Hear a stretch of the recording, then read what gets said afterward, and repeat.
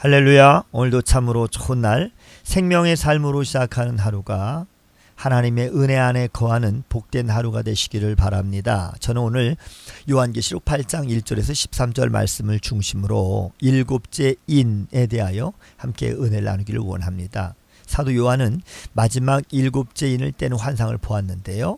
일곱째 인의 재앙은 성도의 기도에 대한 하나님의 응답입니다. 그래서 하나님께서 응답하셔서 진노의 심판을 땅에 쏟으신 것입니다. 하나님은 성도들의 기도를 귀하게 여기시고 그리고 성도들의 기도를 들으시고 그 기도를 통해서 하나님의 계획을 성취해 가십니다. 본문은 일곱 나팔 재앙 중에서 네 번째 나팔 재앙까지 소개하고 있는데요. 각 나팔 재앙의 구체적인 내용을 한번 살펴보겠습니다. 처음 네 나팔의 재앙은 자연에 대한 재앙인 것입니다. 첫째 천사가 나와서 나팔을 쫙 불자 그 소리와 함께 피가 섞인 우박과 불이 땅에 쏟아졌습니다. 그 결과 땅 3분의 1, 수목과 푸른 풀들의 3분의 1이 다 불타버렸습니다. 두 번째 천사가 나팔을 쫙 부니까 큰 산과 같은 것이 바다에 던져지고 바다의 3분의 1이 파괴가 됩니다. 출애굽 때 이 10가지 재앙에서 알 수 있듯이 이 피의 재앙은 하나님의 진노를 상징하는 것이지요. 하나님은 하나님을 대적했던 애굽에 피 재앙을 내리셨던 것과 마찬가지로 첫째와 둘째 나팔 소리와 함께 피 재앙을 내리셨습니다. 이는 땅과 바다의 생태계가 하나님의 진노로 파괴될 것을 나타내는 것입니다. 이 재앙으로 바다 생물들 3분의 1이 죽임을 당하고 배도 3분의 1이 파괴되었습니다. 생태계의 파괴는 인간의 생명에도 지대한 영향을 미칠 것입니다. 그러나 이러한 재앙 중에도 감사할 수 있는 것은 하나님이 그 범위를 3분의 1로 제한해 놓으셨다는 것입니다. 그렇게 하신 이유는 무엇일까요? 그렇게 하신 이유는 하나님께 돌이킬 수 있는 회개의 기회를 주시기 위한 것입니다. 우리는 현재 인간의 죄 때문에 발생하는 환경 오염과 생태계 파괴를 보고 듣고 있습니다. 환경 파괴가 기후 변화를 일으켜서 우리에게 엄청난 피해를 입히고 있습니다. 그러한 사실 앞에서 우리는 하나님께서 세상을 심판하신다라고 하는 경종의 메시지를 들어야 하는 것입니다. 그리고 언젠가 이 세상에 닥칠 종말에 대해서 세상을 깨우는 역할을 감당해야 하는 것입니다. 네 번째 천사가 나팔을 쫙 불자 횃불같이 타는 커다란 별이 하늘에서 강들의 3분의 1과 그리고 여러 물샘에 떨어졌습니다.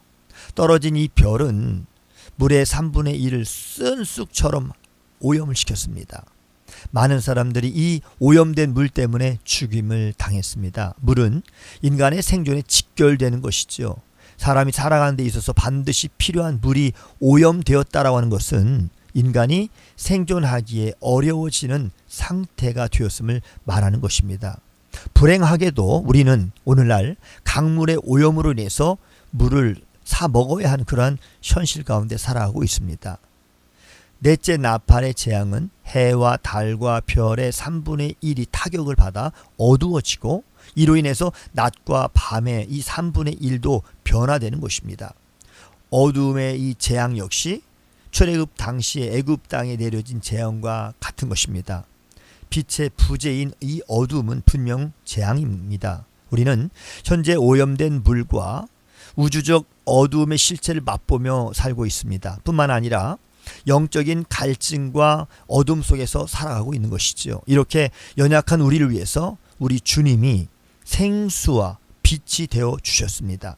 세상은 점점점 더 메마르 가고 있고 또 어두워질 것입니다. 그러나 주님은 우리의 생수가 되시고 빛이 되신다면 우리는 세상의 어떠한 변화에도 두려워하지 않을 것입니다.